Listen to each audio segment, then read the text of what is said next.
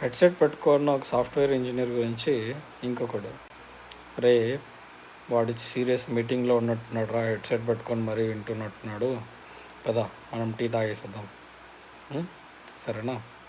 పాపం వీడు సీరియస్గా ఉంటాడనమాట. కొద్దిసేపు తర్వాత మా ఫ్రెండ్స్ రిటర్న్ వస్తానే చూసి, నువ్వు మీటింగ్లో ఉన్నావు కదా, అందుకనే మాకు ఫ్రీ టైం ఉంది, పోయి టీ తాగేసి వస్తున్నాం. అరే మీటింగా పాడారా నైనా, 2 నిమిషాలు ఏదో మైండ్ రిఫ్రెష్ అవుదామని సాంగ్స్ పెట్టుకున్నాను. నాకు టీ కూడా లేకుండా చేశారు కదరా మీరు. పోయి చెప్పండి రా బాబు, పోయేటప్పుడు మీటింగ్ ఉన్నా సరే నన్ను పిలవండి నెక్స్ట్ టైం, సరేనా. సరే రామమ్మ, ఖచ్చితంగా పిలుస్తాం నెక్స్ట్ టైం. నెక్స్ట్ డే పాపం మీటింగ్లో సీరియస్గానే బిజీగా ఉన్నాడు, క్లయింట్ మీటింగ్లో.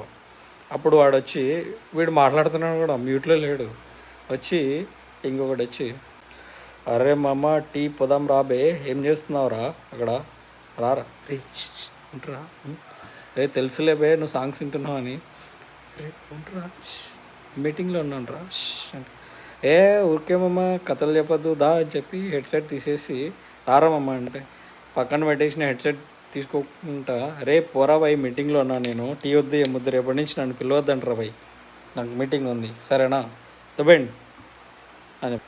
అవతల తెలుగు రానివాడు కాబట్టి సరిపోయింది.